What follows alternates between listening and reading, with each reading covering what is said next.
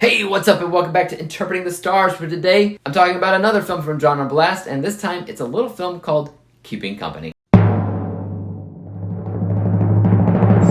Keeping Company is about a couple of insurance agents that find themselves in the wrong place at the wrong time when one of their prospective clients turns out to be a mysterious serial killer. It's going to be hard to talk about this film in a traditional narrative sense because it definitely doesn't have a traditional narrative. And quite honestly, I feel like it'll upset a lot of casual movie goers. I'm just going to put that out there.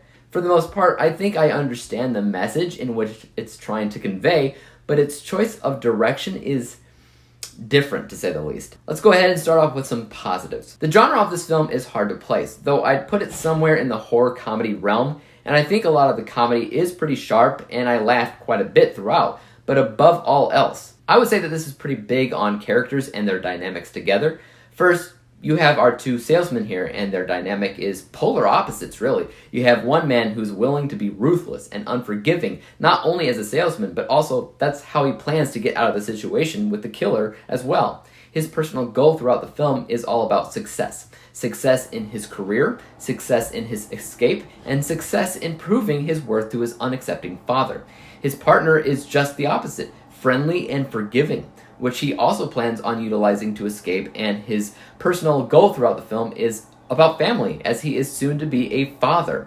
Meanwhile, the next couple of characters in the film are the killer and the killer's grandmother, which reminded me of Psycho, of course, but their dynamic is almost more of a dominant, submissive variety, so opposites again. And they also have personal goals that they're trying to achieve throughout the film. Now, the message of the film seems to be about a somber but almost sarcastic and satirical moral of be careful what you wish for. What are you willing to do, and how much will it cost for you to achieve your goals? Think about Thanos in Infinity War. What did it cost? Everything. And by the end of the movie, I think that that's the message it's ultimately trying to convey. Just more in a LOL, you're an idiot attitude. It's really hard to say more than that because I'll probably just end up spoiling you. But I get it, it's very strange in the way that it goes about getting the message across. But I did end up sitting back and thinking about what it meant for a while after I watched the movie. But again, casual moviegoers just are not going to feel the same way because in general, the movie flips around in its tone. It's light and it's funny, and then it gets really serious and dark. And while some movies, that works really well, I don't think it did here. Not in the traditional sense. Again, you also don't really have a main character. You don't. You think it'll be about these salesmen as a duo, and then maybe you're thinking maybe the main character's the killer, and then it goes back to thinking it's one of the salesmen, and then it goes back to there's not a main character. And as such, there's not really a protagonist either. And as such, without a protagonist, there can't be an antagonist who is written to be diametrically set against the protagonist either. And so everything narratively begins to fall apart.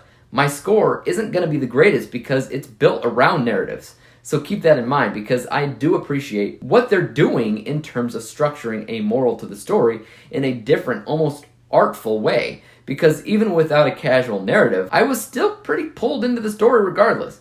Maybe that's because of how odd it was, and maybe that's for another reason. But regardless, it's still an interesting watch. Let's go ahead and talk about my end score for a second from an unbiased technical perspective.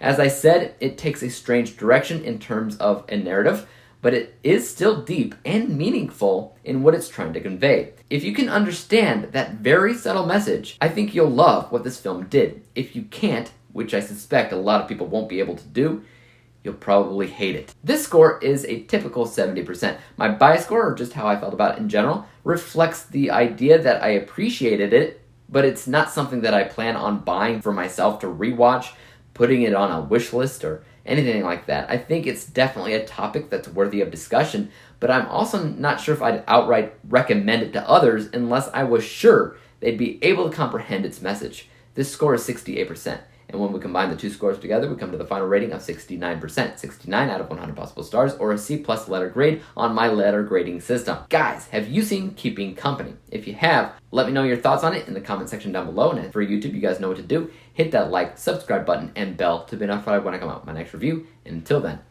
peace out. Dave examines movies we just watch for fun. Davey is the